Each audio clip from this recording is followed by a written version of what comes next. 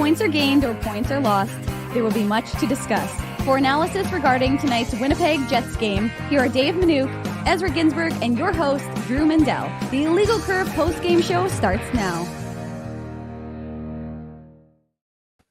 Good evening, Winnipeg. Good evening, Manitoba. And for all those joining us live this evening on our YouTube channel and all of our social media platforms, we say good evening, universe, and welcome to the Illegal Curve post-game show. Joining us live this evening on our YouTube. What was that, Dave? Well, am I muted right now? I'm not sure if I'm muted. What happened was I'm trying to, as everybody in the chat knows, do a million different things at once.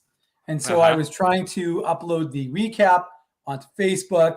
I've got all the pictures coming to us from our photographer, Alex James. Tuesday night games seem to blow up, so he's been busy. He took a lot of pictures at I think this is eighth game that's gone 7 goals. So he's been a busy guy. He's been sending me some great pictures for our Instagram. So I was trying to get the Facebook one in while you were doing that, Drew. My apologies. I'm going to mute myself.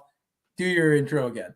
Thank you. You threw me off there. I had a good line all set up to go. I was going to say, on the strength of a Zach Collaros to Nick Dembski touchdown, the Winnipeg Blue Bombers defeat the BC Lions by a 7-3 margin. I don't know why I said BC. They were playing the Vegas Golden Knights. I guess it would have been the Las Vegas Posse. Anthony Calvillo couldn't get things going for the Las Vegas Posse in tonight's game. A 7-3 victory ultimately for the Winnipeg Jets tonight. All is well in Peg City tonight, as with tonight's victory and coupled with the Dallas Stars loss, the Winnipeg Jets have moved even closer to a playoff spot, 2 points behind the Dallas Stars now for the final playoff spot in the Western Conference. 2 points behind the Vegas Golden Knights for the final playoff spot. Dallas losing in Toronto. They weren't able to leapfrog Vancouver up right now on the New Jersey Devils, and Anaheim losing in overtime. So the Jets leapfrog the Ducks. Depending on what happens to Vancouver, they might leapfrog the Canucks. They are within 2 points. Technically, they leapfrog the Canucks. They just could end up being fall back of them, of course. That's right, if Vancouver leapfrogs them after that game. Anyways, a good night for the Winnipeg Jets is ultimately what it matters. One of the most important games of the season, and the Jets came up big. 7-3 victors over a Vegas Golden Knights team, Dave, that is definitely reeling and has now lost 5 in a row in regulation for the first time since the Golden Knights became an NHL franchise. Nice to see you on this evening, Ezzy, with the night off, so you and I will carry the load and bring everybody some post-game coverage on our YouTube page and all of our social media platforms.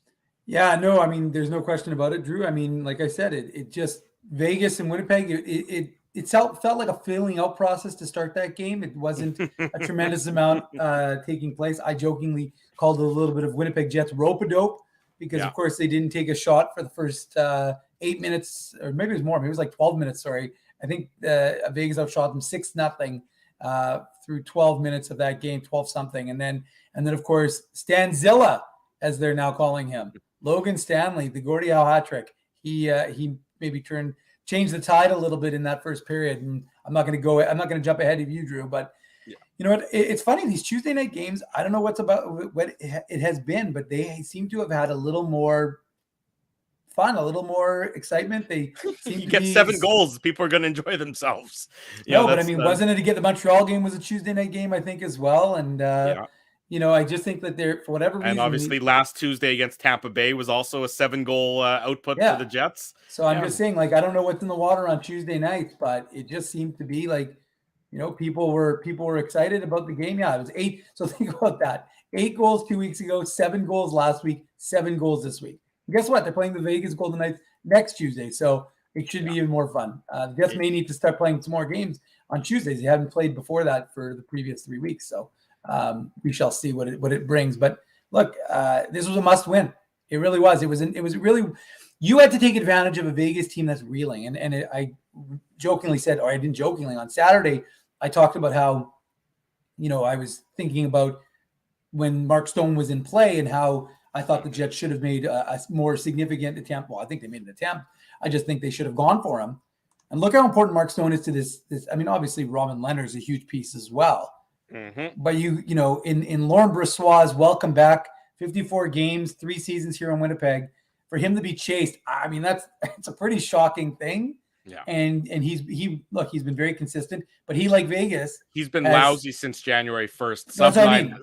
I mean, he started the year very strong, right? But sub 900 save percentage and I think a goals against average of almost 3 since the calendar flipped to 2022. So he certainly was weak for the Golden Knights in net tonight. Well, Huss made a good point on Twitter. I liked it. He said, it's a good thing they played his tribute earlier, because that would have been awkward if they played it with him sitting in the amongst the crowd. But look, you could see that he appreciated that, and he'd been playing. He'd been a little bit bored at that point because I don't think he had a shot. Or maybe he had that one errant shot that looked like it was going wide, and they called it. But I think it was by DeMello. But look, it was one of those games that, like I said, it just started off a little slow, at least for the Jets. It's funny because I mean, all the talk, of course, is about the how the Jets were being outshot for the vast majority of the first period before they were able to rattle off those 7 in a row very quickly. Mm-hmm. But I didn't think the Jets were playing poorly necessarily to start the game. You called it a feeling out process, and I think that's probably fairly apt. But they had some zone time. They had some possession in the Golden Knights' end. They just weren't able to get anything through. A number of their shot attempts, I think, at that point had been blocked. In the first period. So it's not like they were asleep. I thought to start the game, I thought it was relatively even. Maybe Vegas had a bit of an advantage to start the game, but I didn't think like the Jets started horrifically or anything. No. I just think that it was kind of a tentative start. I think you're right. I think the Vegas chances got through. They had that one, was it Pietrangelo, who had that nice shot down Main Street. I think walked in. Eichel had a couple of chances. He doesn't look like he's necessarily he made a few nice plays, but he didn't look like he was overly dangerous tonight. And they got a fortuitous bounce in that second, right? So I think it was one of those games, Drew, you're right. Even though they were being outshot 6-0, and the crowd kind of gave them the old Bronx cheer when they finally got that one shot. I mean, it was more, it didn't really feel, you're right. It didn't feel like it was like all Vegas and it was downhill. It was just that you're right. They were blocking the shots, or the Jets were shooting wide and they just weren't getting it on net. And, that's obviously, it's not ideal because it's hard to score if you're not hitting the net. But I mean, you're right. It was the game changed in about a 4-minute span in that first period. And look, some people don't like to talk about fighting and how the impact on what it does. But this Logan Stanley sure seemed to, he fought Brandon's Keegan Colasar, and it sure seemed to get the crowd going. It seemed to get his teammates amped up.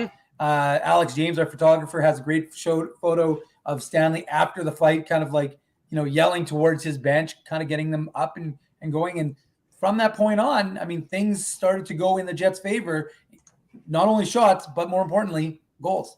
Yeah, you're right. And I can, the sort of ridiculous staged fights, don't do anything for me. I mean, granted, though, I'm not up in arms about it. I figure whatever, these are grown adults, they can do what they please. It doesn't bother me one way or the other. But this was an instance where the Jets sort of needed a bit of a kick in the behind, and it came from Logan Stanley. And this is the Logan Stanley that I think you saw on the ice tonight is the kind of Logan Stanley that we haven't seen enough of this year. Last year, we saw it more often where he was physical, where he was he would shoot from anywhere last year. I thought he'd been a little bit more tentative and a little more hesitant this year. This was one of the best games Logan Stanley played so far this season. Obviously, I mean, even before he scored that goal, which was a beauty, just, having the presence out there. I mean, he's a massive human being. Be a massive human being. Be effective like that. And that is, and that's how it works. That's 2 games in a row now. Because if I recall correctly, he laid the hit on Jordan Kyrou on Sunday in St. Louis that ultimately led to the Mark Scheifele goal. In the going back now all the way to Sunday, I think that was the second period still at that point. It just, that's the kind of Logan Stanley you need to see. That's when he's at his most effective. And that's what the Jets got tonight in an all important 7-3 victory over a reeling opponent. And I know a lot of people, I see them in the chat, and that's okay because, facts are facts. The Golden Knights are without so-and-so, and they're without such and such and everything else. Sure. You play the opponents you play. How many times this year have we seen the Jets play an opponent who's been without X, Y, and Z, or who's been a weaker opponent, and the Jets have played down to that the opponent's level, or the Jets have not taken advantage of a weakened opponent. Tonight, they get full marks for my books. They took advantage of a weakened opponent, and that's what you need to see. And you look at the schedule coming up. Obviously, Friday in Boston is difficult, but it's not a difficult schedule after that. This is the easy part of the remaining, 21 games left? I mean, we talked about it on Saturday that, the last 8 games of the season are all against basically playoff teams, with one game against the Flyers as sort of the exception to the rule there. Yeah. This is where they're getting into a bit of an easier part of their schedule. It'll be interesting after Friday, because Boston's a damn good hockey team. It'll be interesting to see what the Jets can do against some of the weaker opponents, because that's who they've had trouble with for the majority of this season. We're getting ahead of ourselves. Let's look at tonight's game. Let's get into the Betway game recap. It's brought to you by our friends at Betway, one of the most trusted voices in sports betting, both in Canada and all around the world. Betway is the sports betting app that puts you, the customer, at the forefront. It's simple, fun, and safe to bet with Betway. Head on over to Betway. You see their logo in the bottom corner, and bet your way. Must be 19 years or older to play. Please play responsibly. To that point, if anybody in the chat can give us some updates as to what's happening between Indiana and Wyoming, somebody that's hosting this show may need Indiana to finish their 3-game parlay that also had Texas Southern and Nikolai Ehlers to score a goal tonight. So if you can give me some Indiana, Wyoming updates, commenters, that would be very appreciated, because Daddy needs to pat himself on the back with a good bet from our friends at Betway. As we talked about, and we will talk about Blake Wheeler's intermission comments later on in the program, so everyone can hang tight and hear Dave M and I chat about that throughout the course of the show as well. But the Jets open the scoring after a fairly sleepy first period. Blake Wheeler, his 9th of the year, assist to Paul Stastny and Mark Scheifele, and I thought I was watching the Jets for a second here in how easy Blake Wheeler was able to get into the scoring zone, able to get into a high danger zone. I'm not really sure. Oh, thank you. There's some scores right there. People are giving it to you, Drew. I appreciate the people. The people are looking out for their good friend Drew, and that's what I need. I need a few more points from Indiana, but that's a separate issue altogether. Wheeler gets into the scoring zone. The Golden Knights defense was soft as soft can be, Charmin soft, if you will, and a real nice snipe from Blake Wheeler to give the Jets a 1-0 lead with just under 2 minutes to go in the first period, Dave. Well, and like I said, Drew, the Stanley fight changed the tenor of the game. Got his team 10:45 mark of the first period. And seemed to get the Jets energized. And all of a sudden, for the remainder of the period, the Jets outshot Vegas 10-1.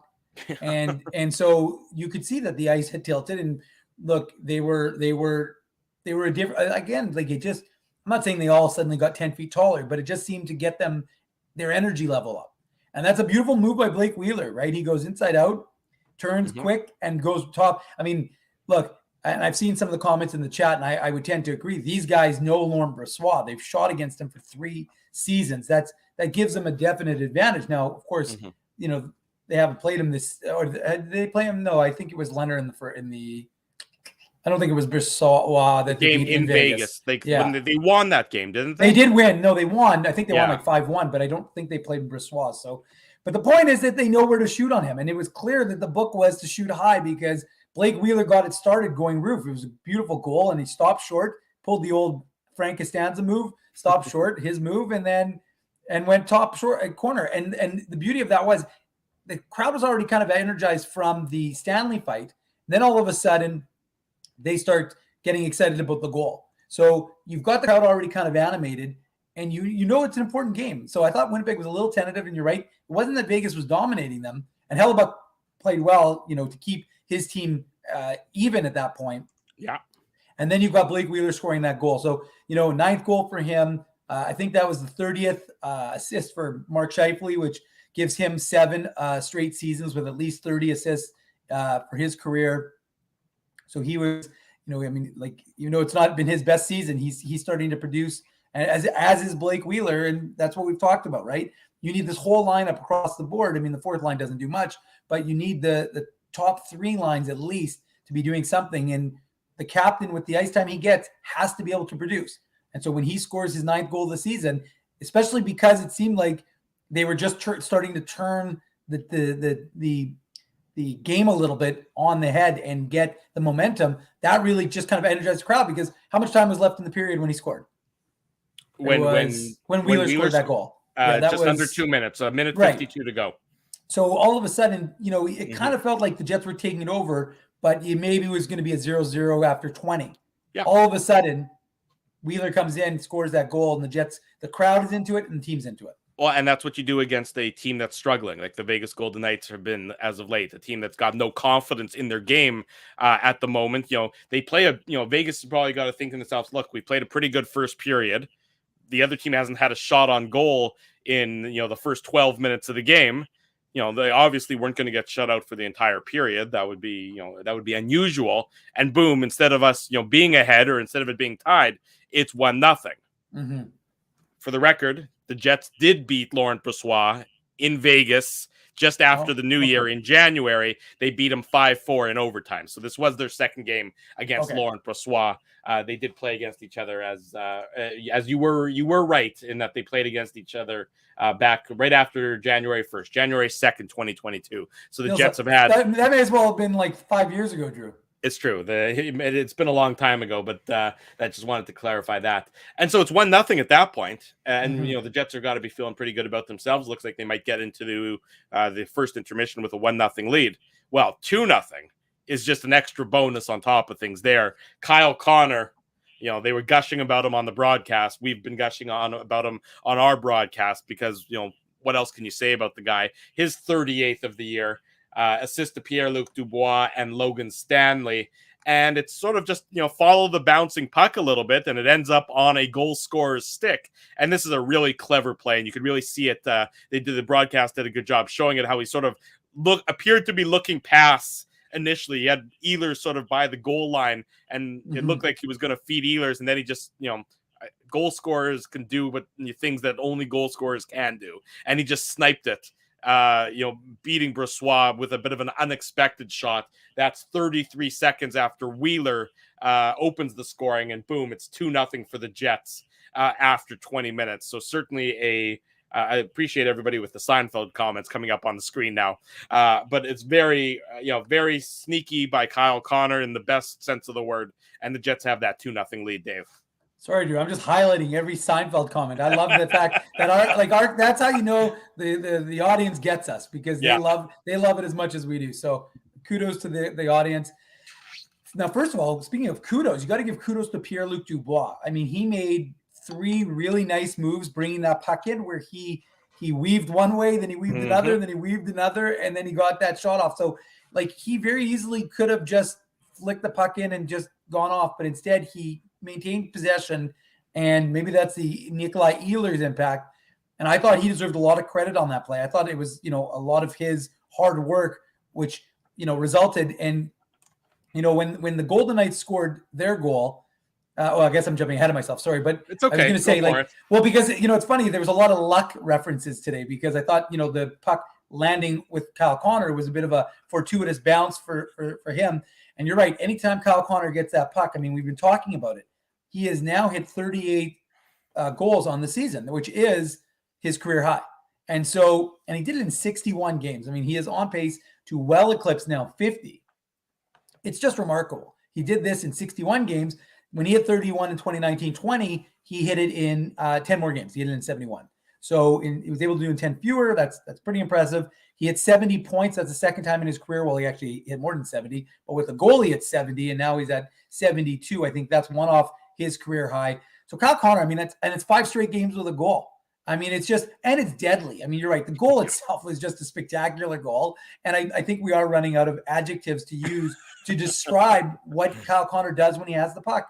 And, it really is like you're sitting there. And like I said, I'm sitting in the press box, and you're a little bit, like I said, you don't have the same emotional level because the fans are right on top. So they really get to see that and experience it. But you watch it from above, and it really is remarkable to see what he does. And you watch the highlights, and you just see just how good he is with that puck. So, you know what? And just how important that goal was. Because you're right, Drew, even though Vegas was down 1-0, the tide was turning a little bit. that could have just been a 1-0 game isn't anything of significance. Suddenly it's 2-0 shortly after the Jets had made it 1-0. And the Jets are feeling good. The crowd is into it because Tuesday night's a night to party in March, apparently. And Kyle Connor now has 38 goals. So the Jets have a legitimate, he's going to get 40. I think he's going to get to 50. Yeah. So, I mean, bet against them at your own risk at this point in time. To use a Betwayism, bet against them at your own risk is very true. 2-0 Jets after 20 minutes. The Vegas Golden Knights cut the lead in half. Nicholas Roy, his 11th of the year, assists to Zach Whitecloud and William Carrier at the 6:49 mark of the second period. Again, a puck, the first shot is blocked. It ends up back on Nicholas Roy's stick, and he fires one top shelf to beat Connor Hellebuck. Nice play, nice goal, nice shot, nice. The Golden Knights needed that goal, certainly, to cut the Jets' lead in half, and it was 2-1 at that point, Dave. Yeah, and that to me was the most fortunate of the bounces, I thought. I mean, we'll talk about the Ehlers goal coming up, but that walk, because, I mean, think about it. It pops up. Everybody's kind of looking around, and it lands right in front of him, right? And he's able to bury it past Connor Hellebuck, who, like I said, to that point, I thought had played very well for Winnipeg and made some nice saves to keep his team either in it or ahead. So, but he gets beat there, and it was weird though. Like, unlike in the past, and maybe people are right, maybe the Vegas team that we're watching tonight isn't the normal. I mean, not maybe, that is the truth, but because of that, it didn't have that feel like here the Jets go again. It didn't feel like that in the building. I don't know what it was like on television, obviously. But the fans didn't really. I think people may have thought that when it became a 5-3 game, people may have thought that here we go again. Maybe, but I just think like when Nicholas Roy scored that goal, like it just didn't feel like, it felt more lucky. It didn't feel like it was like the Golden Knights had really earned it. They had some possession and some time in the Jets zone, of course, but I don't know. Like I said, it was one of those. It was a good goal, but it was, like I said, they had some luck involved in the manner in which it kind of set itself up. The Jets quickly made it a 2-goal game again. That coming 2 minutes and some quick math, 15 seconds later, Nikolai Ehlers unassisted, his 16th of the season. And it's anytime it's an unassisted goal, there wasn't much that I would describe as particularly fancy about this one, but effective. It hits the back of the net, and the Jets quickly, like I said, anytime you can get that 2-goal lead back, without a lot of sweat equity put into it, I would say, without it being, a lengthy period of time. Vegas didn't have much time to feel good about themselves before the Jets were able to recapture the 2-goal lead. And very similar, I would say, to the Nicholas Roy goal for Nikolai Ehlers was the fact that he got a lucky bounce. I mean, the puck ended up back on his stick, and he goes roof. Again, the book on Brossoit, he goes roof on Brossoit. Nice goal by Nikolai Ehlers, his 16th of the season, and he looks like he is really, gelling well with Kyle Connor and Pierre-Luc Dubois. And, that line just looks, Pierre-Luc Dubois looks strong and comfortable and confident, and he can hit those guys. And those guys you can just see how cerebral they are because each guy is just like anticipating and being there. And that to me is like the height of good hockey, is when you're not putting the puck, where the guy is, you're putting it where you think he's going to go. And that's what these guys seem to be doing right now. And again, they don't have a lot of time together this season, at least, but I mean, we're certainly liking what you're seeing with them and with that chemistry. So, you're right, Drew. Just a few minutes after the Warrior goal to regain that 2-goal lead, it gives you that feeling like I said, the Jets didn't look like they had lost confidence, but that regained it. Suddenly the crowd was into it again, because the team may not lose the confidence, but the crowd could be like little, but suddenly you still felt like everybody was into it. And again, what does it do to Vegas? The team, again, that has no confidence. They feel good about themselves. Lost 4 straight, all in regulation. They feel good about themselves, and then boom, they're back to feeling lousy about themselves because they are no longer a 1-goal game. It's now back to a 2-goal game. And then very quickly, it was a 3-goal game. Logan Stanley gets his first of the year. This coming 2 minutes and 5 seconds after the Ehlers goal, unassisted. And this is Logan Stanley. I mean, this is a a very nifty move by Logan Stanley. And I actually, if you watch the replay, he doesn't get credited for it on it, but I think it's Dominic Toninato. He's on the ice for the Jets. It was one of the twos, and I'm pretty sure it was Toninato. He almost fakes committing an interference penalty. It's like he's like about to commit an interference penalty to free Logan Stanley up, and at the last second he moves, which gives Stanley almost another, just the quarter of the step he needed. And then Logan Stanley has a fantastic shot. It's a great shot. Does Laurent Brossoit love this goal? Well, I guess Laurent Brossoit is actually out of the game already at this point in time, is he not? No, this is the one that he chased him. Yeah, the fourth goal chased him. Yeah, it's a beauty shot. There's the tiniest of windows, and Logan Stanley hits it, and it's a 4-1 Jets lead at that point in time. A beautiful play. But go back and watch again. I'm going to give credit to Toninato.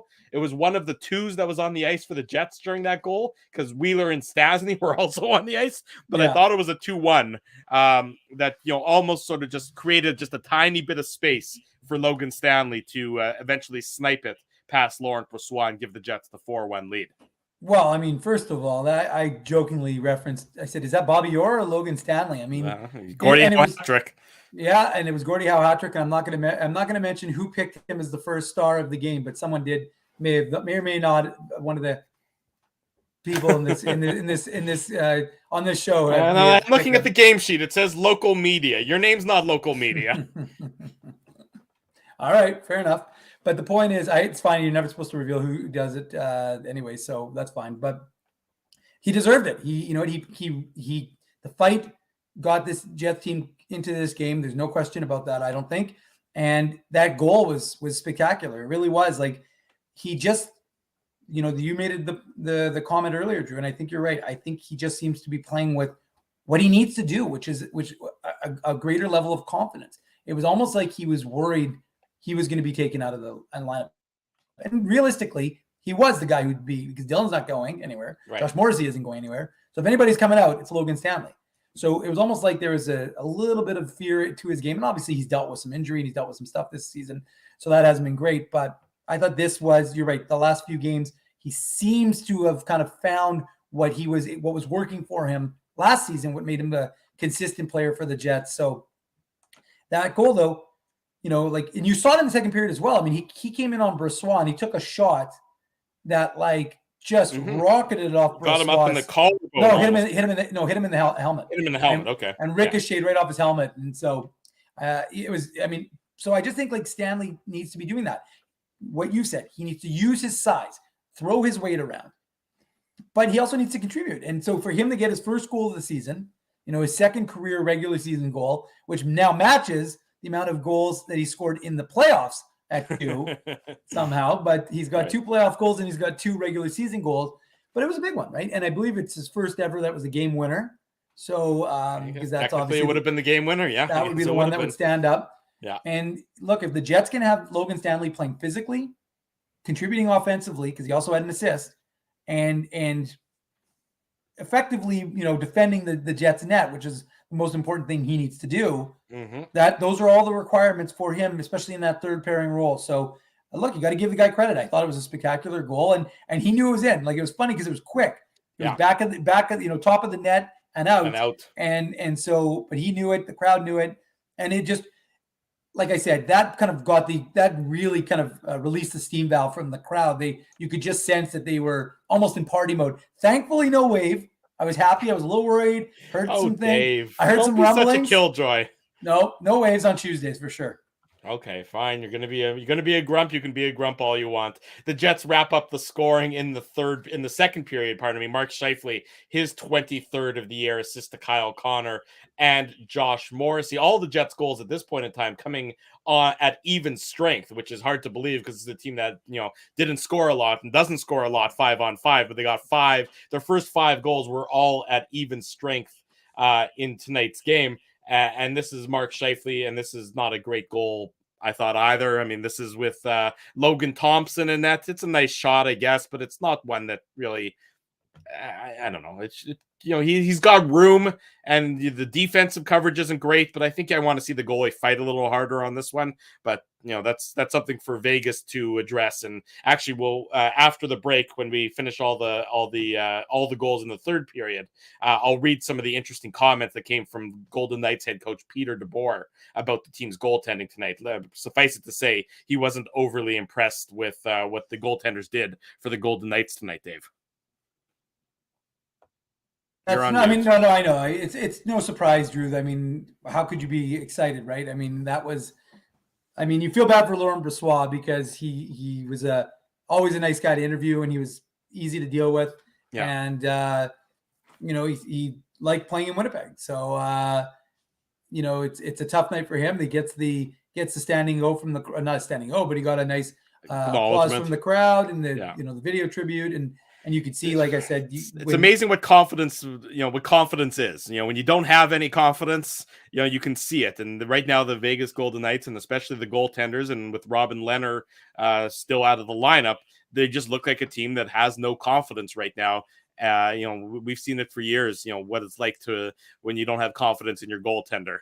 And it's a significant problem. And that's sort of what Vegas, from my perspective, looks like right now when they think every puck is going to go in the net. And tonight, 7 of them did. So it wasn't quite every puck, but 7 out of 23 is, hang on, do some quick math. Yeah, that's a bad save percentage is what that is. That's more, I think that's more like Ezzy's grades in junior high sort of percentage than anything else. So it's 5-1 for the Jets after 40 minutes. You knew the Golden Knights were going to push, and they do. Alex Pietrangelo on the power play at the 4:34 mark. That's his 9th of the year.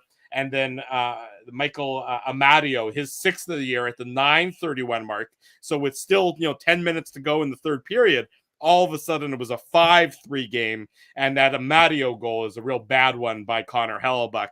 That one should not go in. The Pietrangelo goal is a bullet from the point on the power play, so probably less upsetting. But I'm sure that Hellebuck would not be impressed with the Amadio goal sneaking through him.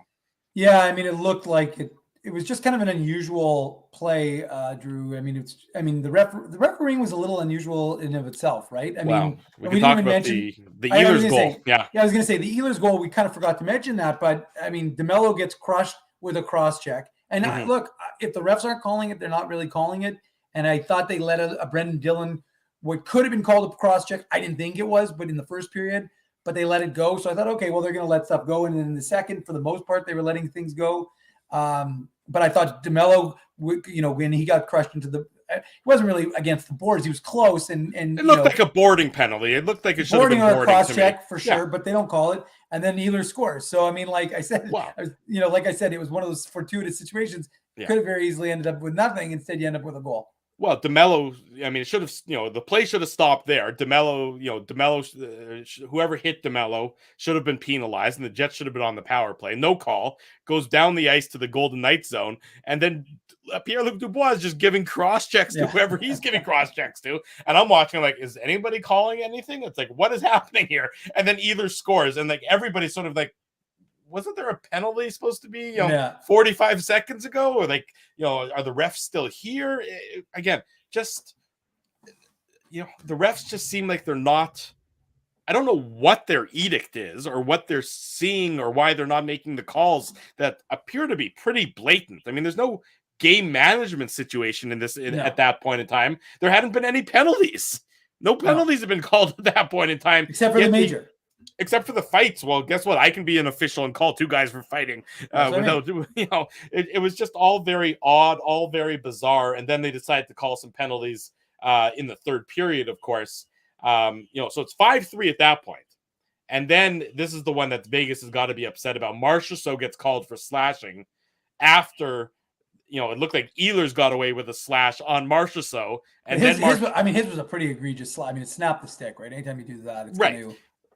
You're right. And that's probably, but I mean, they never get the first guy. They never get the primary infraction. They always get the retaliatory infraction. And then he gets a 10-minute misconduct on top of that. Who does he think he is? Evgeny Svechnikov? And the Jets quickly put the game to bed. And, it was 5-3. Maybe Vegas has a little bit of life. if they're not on the power play. But it took 4 seconds, and Josh Morrissey gets his 8th, which is his career high assist to Kyle Connor. That's Connor's 3rd point of the night, and Blake Wheeler, of course, with the assist there as well. So I mean that was the official that made it 6-3, and we knew it was game over at that point in time. Vegas, I can understand why Marchessault was upset, I thought, on that instance. But again, spin. It's like the Department of Player Safety. Spin the roulette wheel. You never know what you're going to get when it comes to officiating and when it comes to some of the decision making. Yeah, I mean, there's no question about it, Drew, and that's kind of the challenge that these players have to navigate. And I think that it is tough to know, especially early on in the game when there aren't a lot of penalties. You're thinking, okay, is there going to be a free flow?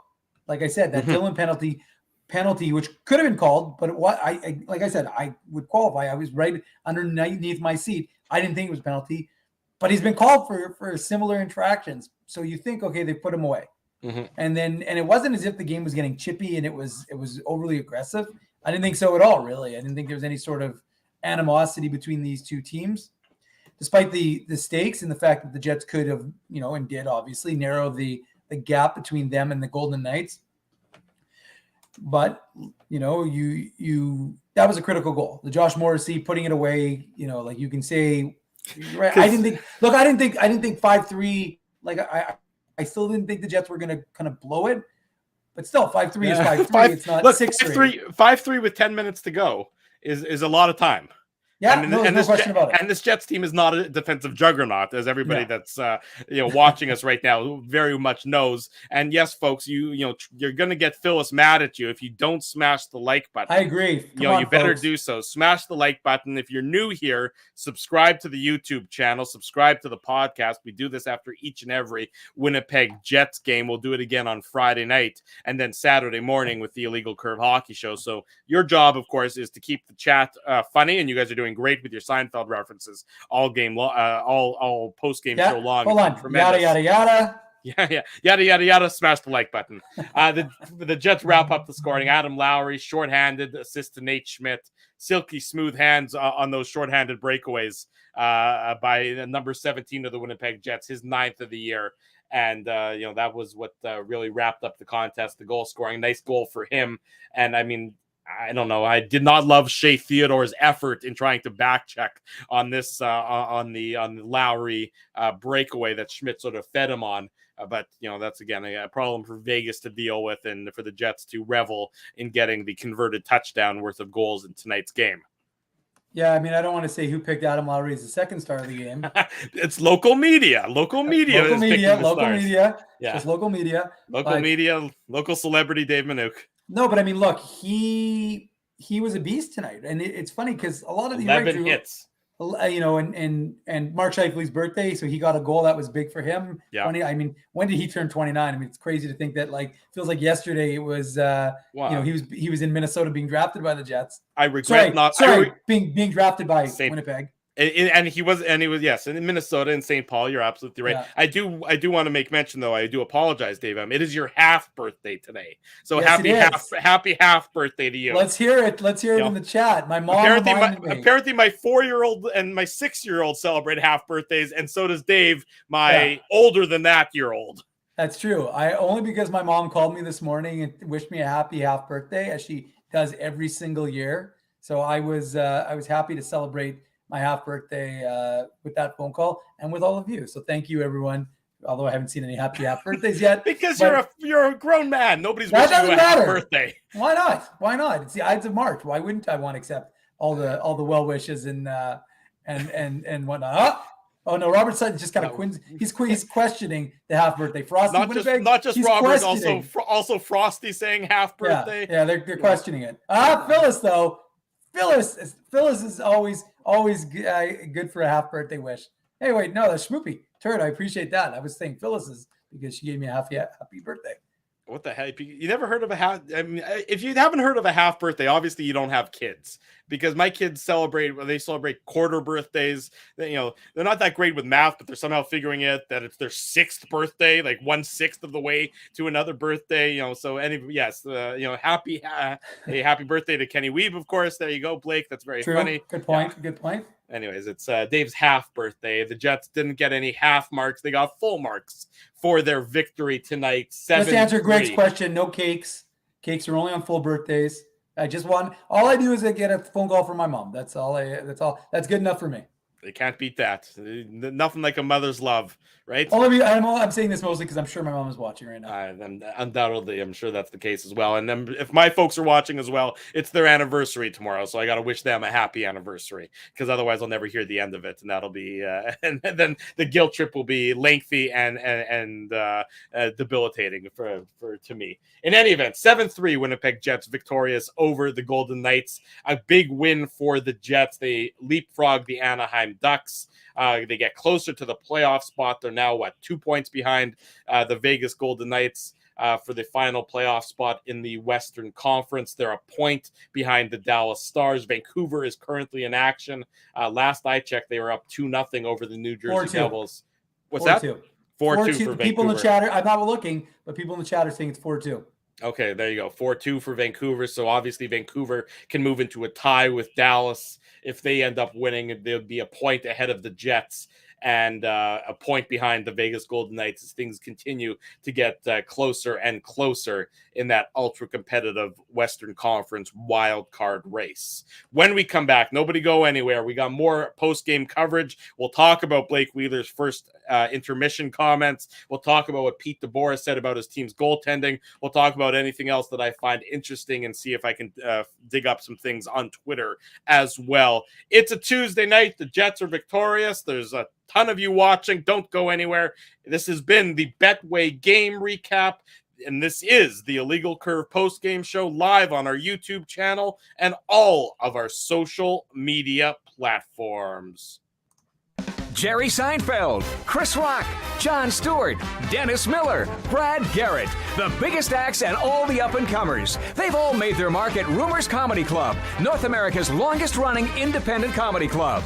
Rumors has kept Winnipeg laughing for over 25 years. When was the last time you laughed out loud? Make it a great night out with friends or book your office or birthday party, even a fundraising event at Rumors. Get all the details and dates on upcoming shows at rumorscomedyclub.com.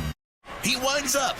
Oh, looks like Ezzy took that one right in the choppers. A blistering fast puck hurts like HE double hockey sticks. That's why I let the pros at Linden Market Dental Center turn my yow into wow. Get your brilliant smile back with state-of-the-art restorative and cosmetic dentistry from real pros. And remember, always wear a mouth guard. Now that's solid on ice advice. Learn more at lindenmarketdentalcenter.com. Creating smiles for life. Whoa, Ezzy, everything okay? You look stressed. Of course I'm stressed. We're moving, the house is upside down, the kids failed miserably at packing the fine china, and my life is in chaos. Chaos! Yes, that does sound like a problem. What am I going to do? Ezzy, relax. Rolly's Transfer Moving and Storage is the answer. With 60 years of experience in moving Manitobans and a track record of exemplary customer service, one call to Rolly's and your stress is gone. No job is too big or too small. Just visit Rollies.com and they will take it from there. Thanks, Dave, and thank you, Rollies Transfer Moving and Storage, online at Rollies.com. Boys, finding parking on game day shouldn't take longer than the Minute Minute. It shouldn't take longer than 1 minute? Yeah, less than a minute? I spend at least 20 driving around to find street parking, or if I'm in a rush to the game, I'll shovel out 20 at a parkade. You're both doing it wrong. There's this app called Grid Park. It lets you find and pre-book your parking spot on game days, and you can reserve your spot up to 1 month in advance. And guess how much you'll pay? Tell me, Dave. You know I love a deal. Ezzy, $5. Come on, $5? Yeah, and it's just 2 blocks from the arena. The Grid Park app? Yep, spelled G-R-Y-D Park. And you know what else? There's more? Our listeners get their first park free with the code FIRSTPARK. Wow, so they just download the Grid Park app and pre-book their next game day spot for free? Yeah, you got it, Ez. Promo code FIRSTPARK. Only on the Grid Park app. Hi, it's Drew from Illegal Curve here. Selling your home can be stressful, but it wasn't for me. Thanks to my friends at Zappia Group Realty, they made the process so easy. My home sold within 48 hours and with multiple offers. Zappia Group Realty took care of everything with their exquisite customer service and attention to detail. If you want to sell your home for more in less time, get started by talking to Frank and Mauro Zappia of Zappia Group Realty. Online at zappiagroup.com. For 3 generations and over 80 years, Tough Duck has been making apparel that works and plays as hard as the people who wear it. From jackets to work boots and everything in between, Tough Duck's clothing can handle the harshest environments, even the Illegal Curve hockey show. Work to live, live to play. Visit toughduck.com.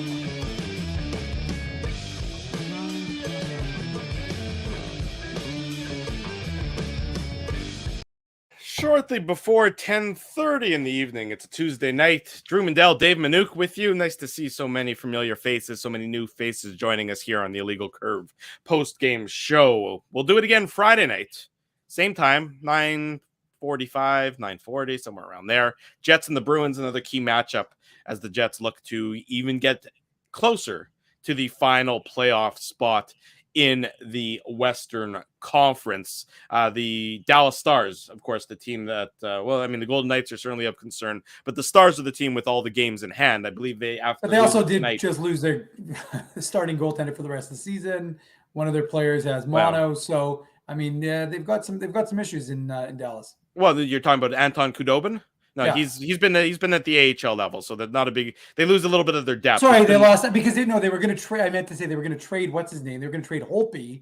And they were maybe going to bring back Khudobin back. Yeah. Ottinger's their guy, but obviously they ran into the juggernaut Toronto Maple Leafs in tonight's contest. They go to Montreal next, the Stars do, to face the Canadiens. So that's usually a bit of an easier game, but you never know. That's why they face play those Arizona games. Coyotes. Holy moly. They're on fire as well. The Coyotes are going to be here, I believe, a week from Sunday. So the Jets they have Boston on Friday, and then they have Chicago on Sunday in Chicago. And then a week from then, the Coyotes will be in town after Vegas comes back. And then there's Columbus, the Line A return game, Ottawa next week. Ottawa on the Thursday. Yeah. Columbus on the Friday. Although who knows if Line will be playing. That's true. If he's in the lineup or not. The Coyotes on the Sunday. So yes, lots going on. As I mentioned, here's a quote from Pete DeBoer, head coach of the Golden Knights. I thought the guys came and worked their asses off tonight for 60 minutes. We're in that spot where we need everything firing on all cylinders. Our goalie has to be good. Special teams and 5-on-5 have to be good. If one of those is off, we're not going to win, and that's the case. More from Pete DeBoer. Quote, he just didn't get in front of enough pucks. It's pretty simple. I'm not a goaltending expert, but you've got to get in front of a couple. I don't know you necessarily want your head coach saying you're not a goaltending expert, but in any event, that's what's happening with the Vegas Golden Knights, struggling as they can't get any saves as of late, which has been a bugaboo of many an NHL team, different cities throughout the league. Edmonton Oilers, they thought that they maybe were solving their problems. Oh, they've now retaken the lead. They blew a 4-1 first period lead to the Detroit Red Wings. It's now 6-5 Edmonton over Detroit with 5 minutes to go. And New Jersey, the game that people in Winnipeg are really keeping a close eye on, the Devils have cut it to a 1-goal game about halfway through the second period. So certainly the Devils if the Devils can come back and pull the upset in Vancouver, Winnipeg Jets fans would definitely appreciate that. No questions asked. Okay, Dave. So my understanding, and I obviously haven't seen it because we've been doing this. I understand Blake Wheeler sort of walked back his first intermission comments a little bit in his post game. Sure. What did you think about Well, I didn't hear him. You didn't hear you didn't hear the intermission comments? I saw the noise on Twitter because but I'm in the arena, so I couldn't. I'm not watching on television. I just thought you might have seen it on Twitter. Or no, no, because I don't. I mean, I generally am working or rambling or nattering with someone. I was talking off Judy Owens' ear from the CP, so I wasn't really paying attention to that. Trying to get the recap in order so I would be able to have that done so I could get the show ready to go. But I mean, I got the gist of it. I kind of I saw what he said. Honestly, like people take this stuff so seriously. Like it's like unbelievable how I don't know. I mean, I just think like sometimes Twitter just removes like the fun. Like I tweeted something today about Nikolai Ehlers. I said, with Nikolai Ehlers, I mean, I'm not going to repeat myself verbatim because I don't even remember what I tweeted, but it was essentially something along the lines of Nikolai Ehlers showing leadership, which is not an attribute we generally reference him with, because David Lowry mentioned how Ehlers went up to Lowry after the second period and said, that was my fault. The Vesalainen and turnover. The Vesalainen turnover that resulted in the Tarasenko goal at the end of the second period in St. Louis. And he said, that was my fault. It wasn't the kids. Now, I had some people come back. But it's funny because rather than just focus on what Ehlers said and how he took ownership and showed leadership, I thought for doing what, for that, making that statement with the coach, everybody was focused on like the negative. And I just think like sometimes folks tend to just look for that one thing. And it's just like, I don't know, like everything has to become a thing. Mm-hmm. I didn't think, I mean, like, sure. I mean, I don't think he was bitching about the fact that the fans, like, if you don't have a shot, then the fans are allowed to do what the fuck they want. They're the ones who are paying your bills. So if the fans are pissed because you don't have a shot for 12 minutes in a hockey game, like they can let you know. And if that's what got you going, I mean, I think there's the Stanley fight, but if the fans pissed everybody off, well, then you guys probably, you know what? Then the fans should do this every game. The fans should piss this team off every single game because it clearly motivated them. They play better after. And so, you go 12 minutes in a hockey game and you don't score. What do you want them to do? You want them to cheer you? So, I mean, it's good that he walked him back. I mean, look, Drew, you've talked to Blake Wheeler after a game. You know what he's like immediately after. I mean, the guy is like fired up. Like he is the most fired up guy on that team. Mm-hmm. So, and again, they're all competitive. All these guys want to win, but he is just that kind of guy who's just like, and so that's fresh. And that's usually after a game. The results already known. This is after the first period. I don't know. I mean, I just think he was just kind of like, he didn't like it. And then he's a prickly guy, and that's kind of the way he is. Yeah, I didn't take it. Like, I didn't think he was like ripping on the fans. I just think he was saying, we don't like to get booed by our fans. I don't think there's anything wrong with that statement. Who would want to get booed by their own fans? So I think like he just said, we use that as motivation. Maybe, I mean, again, I didn't hear it exactly. I just kind of read what, the reaction online just seemed it seemed like people were, quote, mad online. Well, people are always mad online. There's only one way to be online, and that's mad. But I'm sort of in your ballpark as well. Like, it's game 61 of the season. I mean, it's a slog. Game in and game out, it really does become a slog for these guys. So whatever motivation they can take in game, be it from a disrespectful thing their opponent says, or a fight by Logan Stanley, or the crowd voicing their displeasure. I mean, I would say, K Sarah, ultimately people are going to cheer them when they win 7-3. That's right. It doesn't bother me. I don't think that he was, Blake Wheeler's still building a big house in Winnipeg. His family still lives here. I don't think that he's, hates Winnipeg. I think that, if you're on home ice and you're getting booed, you probably wouldn't like it either. And if you find motivation in that, well, terrific. Look, it worked, obviously. They won 7-3. Mm-hmm. I'm not a big Blake Wheeler defender. I think people, that watched Saturday's show heard me say that, I would like to see the transition of him no longer being the captain of the Winnipeg Jets occur this offseason. But that doesn't mean that, that I think he hates it here or anything like that. He's just, exactly what you said. He's a prickly guy, probably at the best of times. I don't know him, in a private life, so I can't speak to that. But when you put him in a hockey game environment, he's got a bit of an edge to his personality. I think that just sort of shone through a little bit there, and that's all it is. I don't think it's anything more than that. That's fine. Look, he gave an interesting interview between periods. I'm thankful for that. As I tweeted, the last time anything interesting ever happened in one of the between periods interviews is when Evander decided not to wear a shirt and stood there next to Sarah with his chest puffed out like like a teenager proud that he's got some muscles or something. That was the last. I mean, in Seinfeld reference, I thought you'd go puffy shirt reference. They're fine, whatever it may be. Fair enough. That was the last time anything happened interesting in those between period interviews. So for the first time in forever, it wasn't just paint by numbers cliche, and I'm fine with it. So that would be what I would say about that. about the Blake Wheeler incident there. Not much to go crazy about, as people are remembering that the Evander Kane look that we all has left an indelible mark, I'm sure, on us, and I'm sure more on our good friend Sarah Orleski as well. In any event, 7-3 victory for the Winnipeg Jets in tonight's contest. Tough Duck hardest hitting comment, courtesy of our friends at Tough Duck. This is the one I found it a while ago. Chris McFarland. Refs are an inconsistent hot mess. Usually I'm the hot mess, so I appreciate that it's someone other than me, Chris.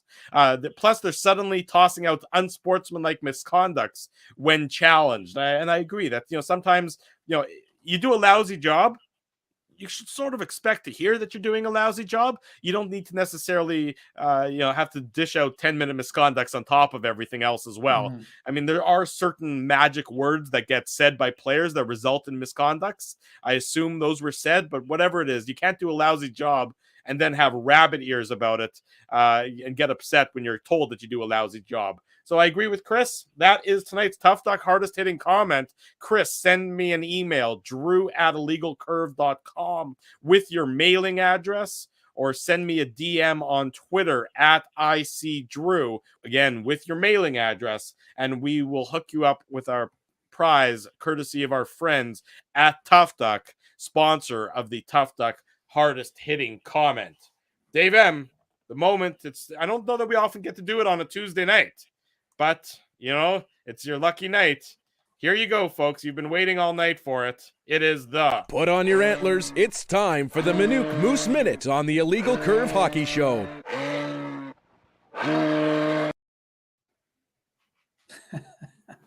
Chuckle every time. Not much of a Moose Minute to give right now. The Moose are kicking off a 7-game road trip.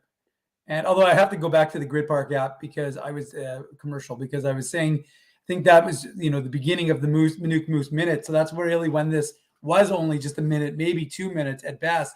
And now it has become the Minuk Moose 10 minutes, 5-10 minutes. I mean, it's creeping up there, but Moose, obviously, I think we talked about it. I don't even, my days have all blended in. Did we talk about the last Moose game? Yeah, we did, because we had a game on Sunday. I wanted an update on their game in all right, Albert I'll give you the tonight if you have one. Well, there's a little, they had to recall Evan Cormier from the Newfoundland Growlers because Mikkel Burden is dealing with an injury. So I tell you what, travel from Newfoundland to Abbotsford. I think you're better. You can definitely get to Europe quicker than you can from going from Newfoundland to Abbotsford. He might have had to fly over Europe just to get that way. But anyways, I can see Russia from here. So anywho, so he ended up. I don't think I'd want to take that flight path right now. Yeah, exactly. Anyways, so he came to BC because obviously Mikkel Burden isn't healthy. I think Greg Morales was also dealing with an injury, so he wasn't playing tonight. But things got started in Abbotsford. They scored the opening goal of the game, and then CJ Cease, he's back from injury, and he scored his first goal in a while, but he hasn't played in a while. So that goal came shortly after the Canucks goal. So it's a 1-1 game in Abbotsford. The second period, I think, just ended, or it was just ending. I think it just ended, yeah. So it ends 1-1 in Abbotsford. Given how things looked the last time the Moose were in Abbotsford, where they got just demolished, and it's one of those rare, both goalies have faced 13 shots and have made 12 saves. Arvid Holm is in net for the Moose. And the Moose, like I said, didn't have a great game in Abbotsford the last time. They're missing half their team. That's why instead this time they're going to kick things off starting in Abbotsford today. Then they play again tomorrow. Then they go to Iowa. Then they go to Rockford, Chicago, Rockford. This is, I believe, the longest road trip of the season for the Moose. So they were rolling at home. They're one of the best home teams. They're one of the best teams in the AHL. Like I've been saying for quite some time, this is a team folks are going to have some fun watching in the Calder playoffs. And before that, we, of course, I better check, actually. I don't know when the next Moose home game, I believe, is until the 29th. But we do have tickets, I think. So I've got to check to see if we've got some tickets to give away. We're not going to give them away just yet, Drew, of course. Of course. And we've got to come up with some sort of like fun contest in order to give away the Moose contest. I appreciate people reaching out, sending me messages, telling me why they want to go. And folks have been enjoying the games in that regard. But maybe we'll have to create something that makes it a little more competitive, if you will. But regardless, yeah, we do have some tickets for the game against Laval. That's March 29th. Then we have some tickets against the Marlies. That's April 3rd. And then but I'm going to get some more tickets. We'll see if the Moose will fling me a few more tickets so I can give away some more. So the people in the chat can go see all the Jets prospects, lots of them to go watch and see. And we'll find out if Andrew Kopp, I mean, obviously if he gets dealt before next Monday, let's see who gets the recall. My bet would be on David Gustafson, but that's probably just worth noting, Drew, to the audience, is that Darren Dreger in the insider trading, the only thing of relevance that he said, at least that pertained to the Jets, was that the team and Andrew Kopp were not worried about the injury. He's expected to play on Friday with sorry, I'm reading Kenny's water bottle talking about Drew's gun show. I don't think there's any tickets to that. Those are a lot of blanks right there, Kenny. But anywho, so the expectation is Andrew Kopp isn't that serious. I know Dave Lowry didn't give an update after the game, but from what Jets are off tomorrow as well. It's an off day for the team tomorrow, so you won't get an update on Andrew Kopp until at least Thursday at this point. That's right. So they'll practice Thursday, they'll play Friday, but the expectation is not that serious. Kopp may play. I mean, who knows if they hold him out? I don't think they will. But, especially against the game. Although it's interesting that Boston is one of the teams that's reportedly interested, according to Dreger, in Kopp. So Jets have some, no, leave him here. They're playing in Winnipeg. What are you talking about? Well, I'm saying just let him go, with the Bruins across the board. Yeah. Yeah, that would be amazing if they actually made the trade before the game and he played his first game. I don't expect that to happen. If he plays his first game as a member of the Bruins against the Jets, that would be quite interesting. But at least they could do the video tribute very quickly. Yeah, well, we'll see if he's healthy to be in the lineup first. Much more to come regarding Andrew Kopp and his health, and of course the trade deadline over the course of the next week or so, as it is now 6 days away. The Winnipeg Jets made it a little bit more difficult, the decision. I mean, I think you still should be a seller, probably. I mean, again, as Daryl Sutter so eloquently said earlier today, if you get into that 8th playoff spot or the second wild card spot, you meet the Colorado Avalanche, and then you have a miserable 6 days and you're done. So that, technically, Drew, he said 8. And okay. And like I said, Colorado's had a couple of big injuries. I mean, you have one of their big dogs go down. That's a team that could hamper them significantly. We've seen that with Colorado in the past, where injuries have derailed their playoff aspirations. So before you just label a team a juggernaut, you have to see how they are able to go into the playoffs and what their health is. And from a team perspective, financially, you also have to factor in, from what Indiana will win and cover the 4-point spread. So I'm sorry, I should have known that Drew's Betway was betting his way, and that's how he made some bank on that one. But speaking of making bank, teams are make a lot of money from having home playoff games. So while a coach can say, what's the point? The team can say there's quite a few points, quite a few million points for us to be able to make that postseason. So, very true. Yeah. Anyways, we'll see what happens. It's making it interesting for us. It's making it interesting for everyone in the chat. So smash that like button before you go home. And like Drew says, leave a review. We always appreciate that. That's always a nice little feather in our chapeau.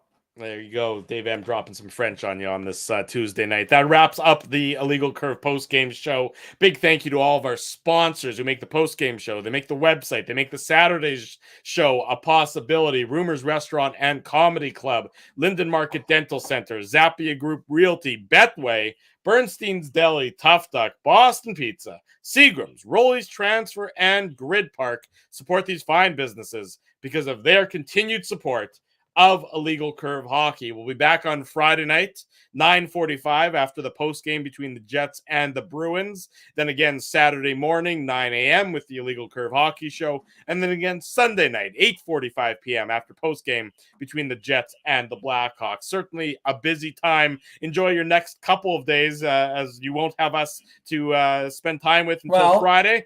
Except on illegalcurve.com, of course. Thank you. That little website called illegalcurve.com. Always the latest news there.